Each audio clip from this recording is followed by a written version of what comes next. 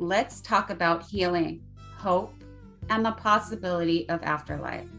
As we all will go through some kind of loss at one point in our life, and we will need help to get through it, even if you don't think you do.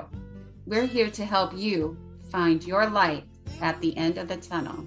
Whether it's a dream, a visit, a vision, or a newfound life after loss, we believe life and love never dies. This is Surviving Death and Dying with Trisha and Misty. Do you struggle with staying positive? Do you get frustrated when you feel like life is against you and your prayers aren't being heard?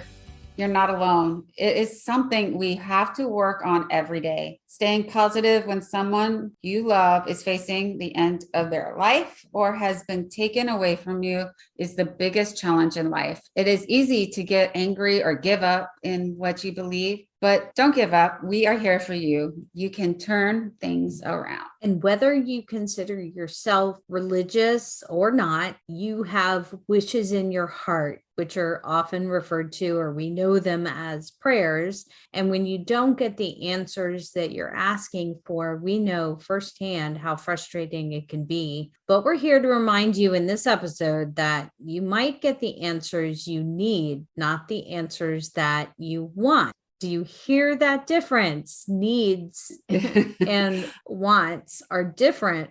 Yes, most definitely. I can agree with that 100%. I mean, I've been asking for guidance on certain things in my life and still haven't heard the answer, or I haven't seen the answer that right. I want to hear. So I understand that. Because usually a lot of times, and I think the problem is we start to pray for, or if it's our positive thoughts or asking the universe, whatever you call it, it doesn't matter. Right. Whatever you call it, you are kind of hoping for a certain outcome that you think is best for you, but it may not be what you expect, and you may get an answer you don't like, and you think it's not the right thing, but give it time, patience, and faith, and hang in there, because things usually work out the way they're supposed to, and we usually end up okay. And that's why we thought it was important to do this episode, because we know this is tough, and we need to be reminded every day.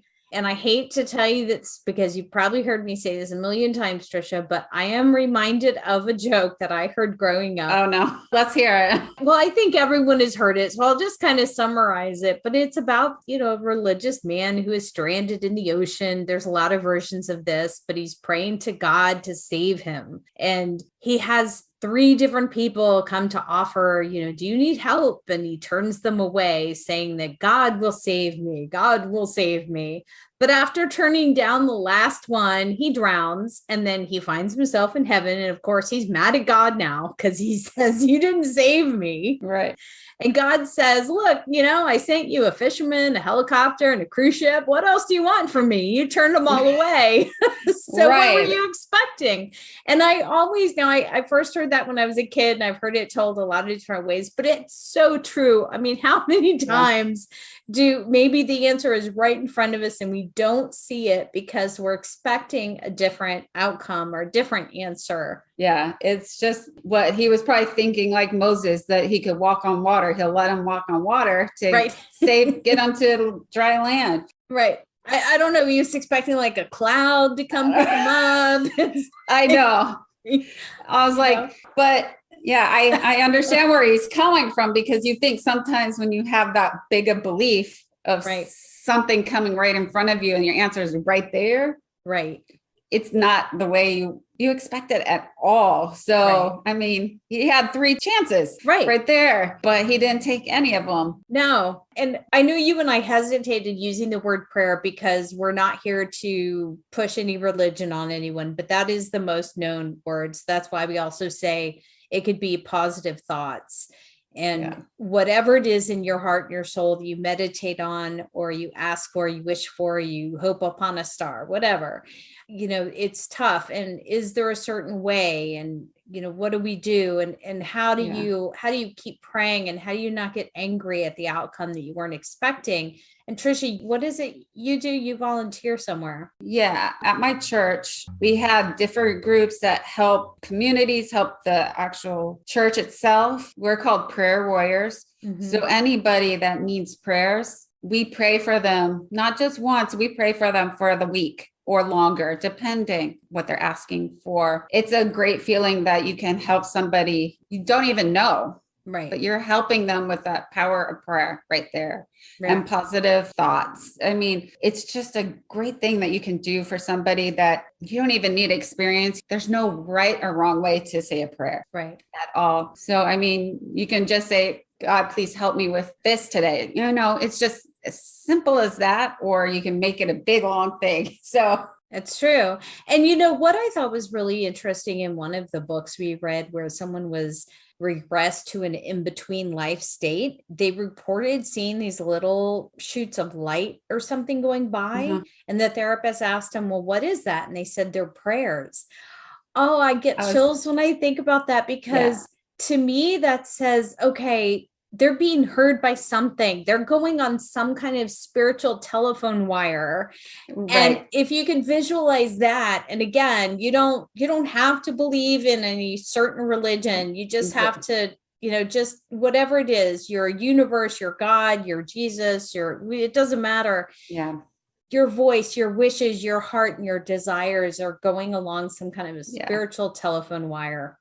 Yeah, it's being heard. Don't ever think that it's not being heard. Well, and I think you have some experience or some great stories from the prayers. You must have stories. I know you can't say names, but what kinds of things have you seen happen, or feedback you've gotten from people you've helped with prayer? Yes. I've met some of them, but they don't know I'm an actual prayer warrior unless they're an actual prayer warrior. Right. You're a little bit anonymous, you mean? Yeah, we're anonymous, so they don't know who's saying these prayers for them. Okay. So they give feedback in the way of going back into their prayer requests and saying, thank you. My prayers were answered. You guys are amazing. So a couple of them were somebody who was sick in the hospital, didn't think they were going to survive whatever they were going through. And they're back in the world and alive and living a great life now. Yeah. Or they're dealing with addiction. And they're asking for prayers to give them strength to get through that obstacle in their life. Right. So they can find a better life and find their higher being or whatever it is for them. Because those things are amazing that just from us, the group of people that are saying these prayers for these people, we're making a difference. True. For everybody in their lives right now.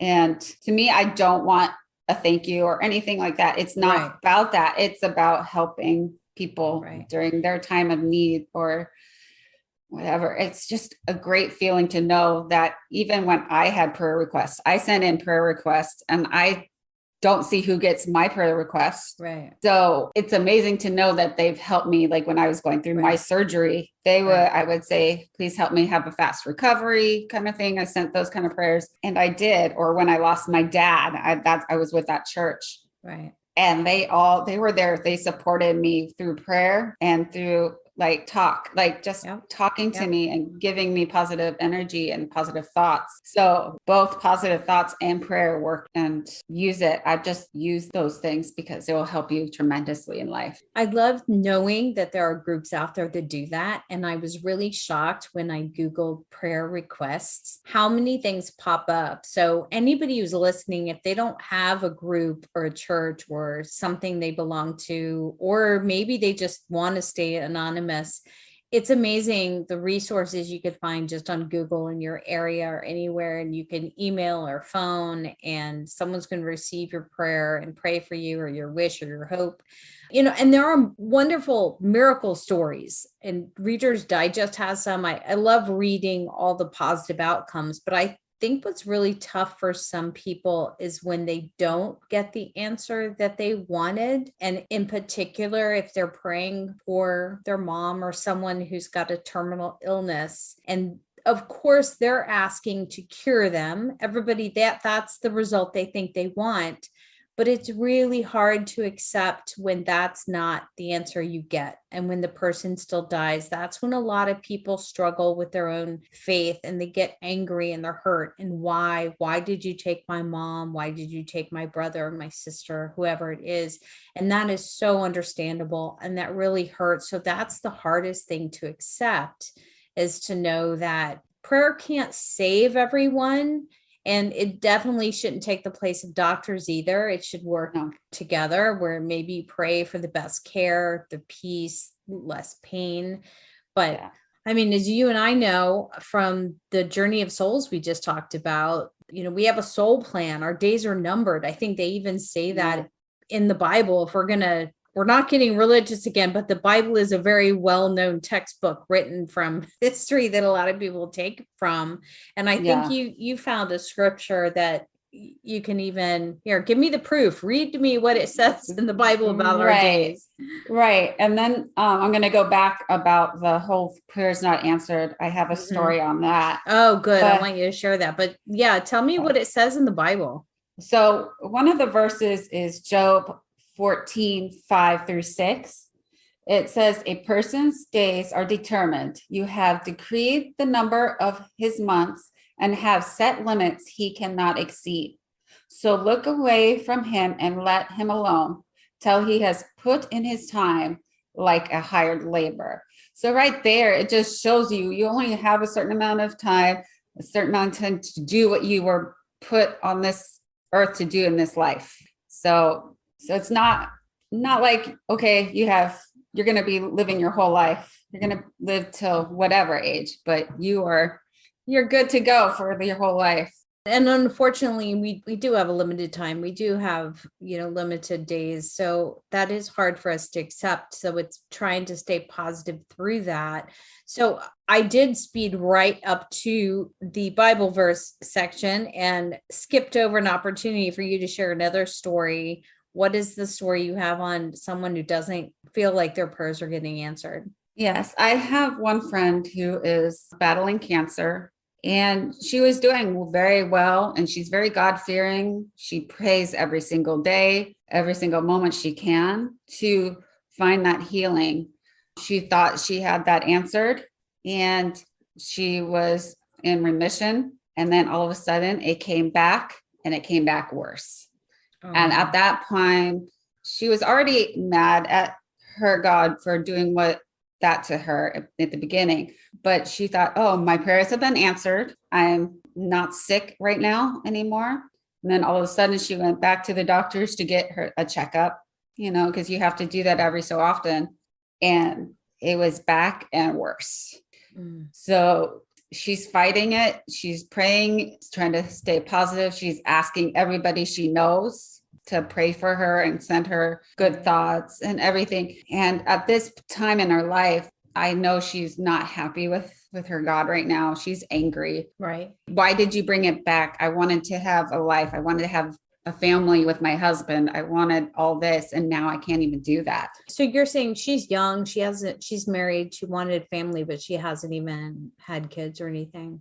Yeah, she hasn't had kids because of this cancer. So she's battling it in both ways, mentally, emotional, like everything you can imagine. She's battling this. She's praying. She's like, please answer my prayers. I just want to be normal again, because you're not normal. Right. After all these treatments you get, especially when it gets worse, because then that means the treatments get more and more progressive and more, it hurts you more, on your body more. So yes, she's mad, but she's still staying positive and still saying those prayers. So even though she's not getting those answered prayers, she knows she was put here for a reason, and she still loves her God. She can fight it, and she knows she can fight it with him by her side. Right. Just that perseverance and that positive thoughts, those prayers. She said it might happen. You never know. It might, again, I might get in remission because of all these prayers and positive thoughts that she's getting from people around the world. Right. So just stay positive, say your prayers. It's going to help. that kind of story makes it really hard to do what they say to do, which is to let go of thinking you have to be in control, because you are completely out of control and you don't see a reason why. And in our moment of being in that kind of a situation, you don't see how that can be the better outcome. So letting go of the fear and the anxiety, that is so hard. And yet we're told, and I think all religions, we're supposed to have faith, which means we're supposed to trust that something else is in control and that everything else, everything's going to be okay, that we just have to be the best person we can be at the moment as, we hang on. So in her situation, still trying to love her husband and be a good person to those around her. For all we know, her soul signed up for something, and her experience is teaching other people an important lesson. But it's just hard to swallow when you're really the one going through it, that this is really yucky.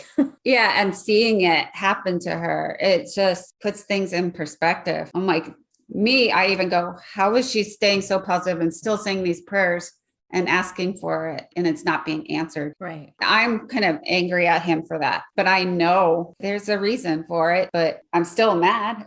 It's not going to stop me from being mad and stop praying for her, because I still am going to pray for her that she makes through this whole cancer ordeal for herself. So we all are battling something, and those few things will help you, prayer and positive thinking. It's true. And unfortunately in life, we have to experience these yucky things, and we can't expect to get everything that we want or expect every outcome that we wish for, but we can ask for comfort. So like you're saying with your prayer warriors, you can ask for prayers of comfort and strength, support, and love to get us through those challenges or through the grief. I mean, sometimes that's the best we can do, because this is apparently how our soul learns, is to go through life.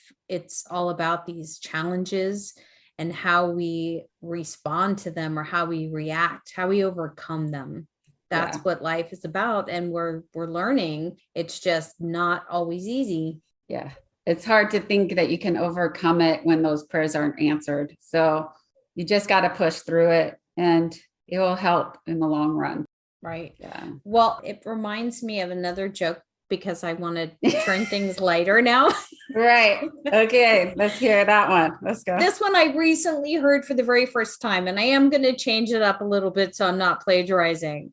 But I thought it was kind of funny, but it's more of an example of how when you ask for something, you don't always get the answer that you were hoping for, but there's still a positive result somehow or somewhere. And so this mother and daughter were living together, and the mother ends up going away to prison, and the daughter wants to make a garden of vegetables so she can have some fresh food, but the ground in the backyard's really tough. And she writes her mom a letter and says, I need help. I don't know how to loosen up the soil and how to get this garden started. And how could, please help me. And the mother writes her back and says, don't you dare dig up that garden. That's where I buried the money. And then police end up coming to her house, and they're digging up all around the yard, and they're looking for this money, and there's no money. And so she, of course, writes her mom back like, why did you say that? And she said, hey, that's the best I could do from prison. That's the way she dug up her yard. Right. Hey, it worked. Yeah, it's kind of funny. It's like, oh, okay. So she didn't really bury money there, but she only said that to make some other people do the work. I thought that was kind of funny. That is. I had never heard that one before, but I thought that was a good example that we can't expect to know the answer. We can put the requests out there, but we kind of have to be open to what happens. And sometimes the answer is not going to be what we like. And in your friend's case, it is heartbreaking. And yes, there's going to be those stories out there. So, what advice can we give to our listeners who are struggling with this, and they're angry at their God, or they don't know what to do? Yeah. First, just stay positive and focus on yourself and ask people, just ask people, can you send out positive thoughts for me? Do a prayer for me. Those kind of things. People want to help. Even if you don't think they will, they want to help you, even if they don't know you. So just put that smile on your face. Say it's going to happen, because I know with my prayers and my positive thoughts that I have, I know it's going to happen. So use that perspective for yourself and use it. And if you need that help, send out a prayer request to somebody. You can send one to me through our email, and I will say prayers for you for as long as you need it. I mean, I'm here for you. I know Misty's here for you, so I know she would probably do prayers for you as well. I will. I'll agree. Yes. So sign me up. We're here for you. We'll pray for you. Or send you positive energy, thoughts, whatever it may be for you. Use it. There's also those apps on our phones that we can use. Mm-hmm. The website, you could go on your computer and look at different places. I know one there's a Bible app. There's prayer.com. There's all these different ones that you can use at your fingertips. So use your fingertips. You let them do the walking and talking for you. That's right. And I guess it's just basically we need to make the best use of our life right now, focus on our current moment, and try to let go of that fear and that anxiety. Just know that no matter what happens, we will always be with each other for eternity, because our loved ones are never really gone. They're always here with us, and it's tough to hang on, but you've got to just do the best you can from day to day. That's it for today. Thanks for listening. We'd love to hear from you. So email us at trisha.misty.tm@gmail.com. Our podcast, Surviving Death and Dying, is available worldwide on Apple, Spotify, Google, iHeart, Amazon Audible, Listen Note, Facebook, YouTube, and more. You can also go to our website, survivingdeathanddying.com, where we have links to the books we talk about. So please like, share, subscribe, and follow. We did it again. We survived death and dying. Another episode, because we believe life and love never dies.